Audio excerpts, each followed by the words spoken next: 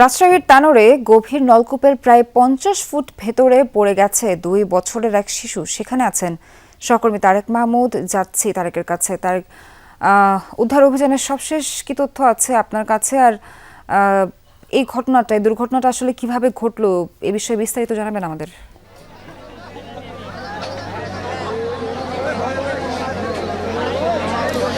সোহার, আমি যেখানে রয়েছি রাজশাহীর তানোরের একটি মাঠ, কিন্তু ফসলের মাঠ, এবং এই ফসলের মাঠে ধান কাটা শেষে কিন্তু এখন গোটা মাঠটি ফাঁকা।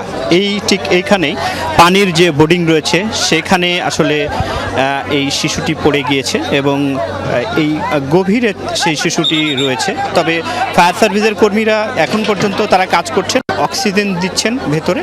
তারা ধারণা করছেন বাচ্চাটি হয়তো এখনও বেঁচে আছে এবং পাশেই কিন্তু ভেকু মেশিন এনে মাটি খুঁড়ে এই বাচ্চাটিকে উদ্ধারের যে কার্যক্রম সেটি চলছে।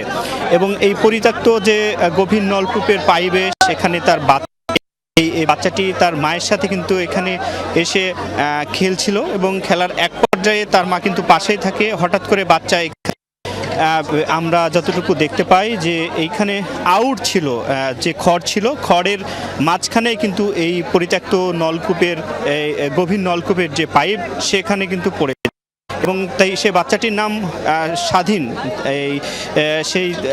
এই স্বাধীনের বাসা রাজশাহী তানোর উপজেলার পাচন্দর ইউনিয়নের কোয়ালহাট গ্রামের এই যে মাঠটি রয়েছে এখানে ঠিক পাশেই।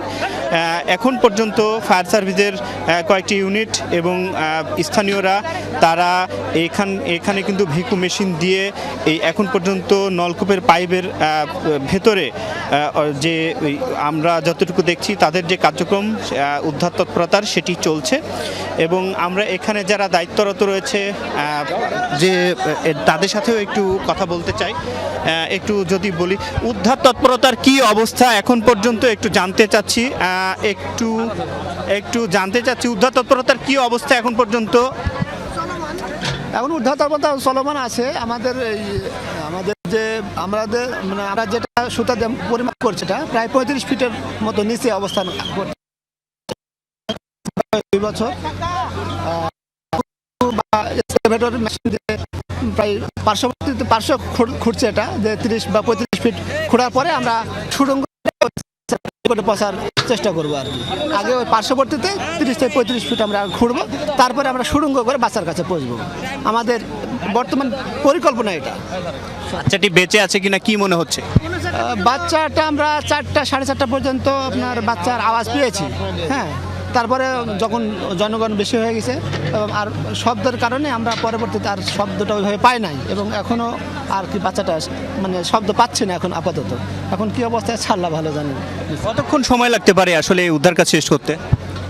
এটা শেষ হতে আপনার এখনও অনেক সময় লাগবে। আমরা এখন বাজছে কত 7টা মনে প্রায় বাজতে গেল, আরও 4 ঘন্টা কমপক্ষে আমরা 4 থেকে 4 ঘন্টা কমপক্ষে, মানে প্রায় 12টা বাজবে আশা করছি।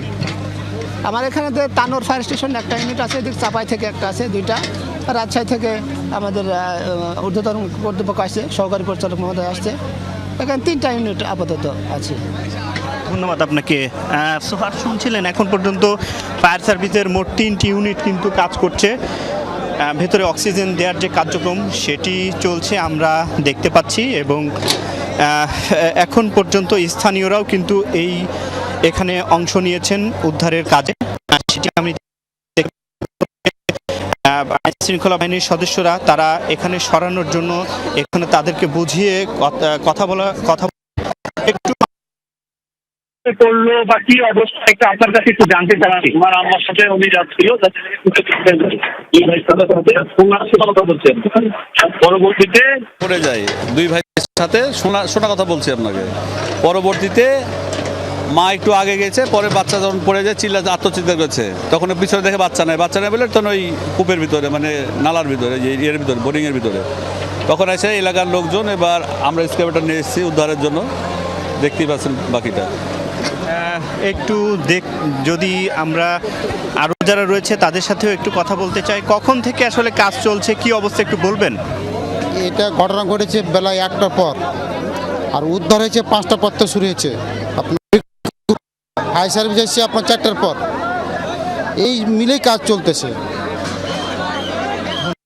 আমরা দেখতে পাচ্ছি বিভিন্ন সংগঠনের পক্ষ থেকেও আসলে যারা উৎসুক জনতা রয়েছে তাদেরকে বোঝানোর চেষ্টা চলছে। এখন পর্যন্ত ফায়ার সার্ভিসের মোট 3 ইউনিট তারেক আমরা আশা করছি 2 বছরের শিশু স্বাধীনকে খুব দ্রুতই উদ্ধার করতে সক্ষম হবে উদ্ধারকর্মীরা।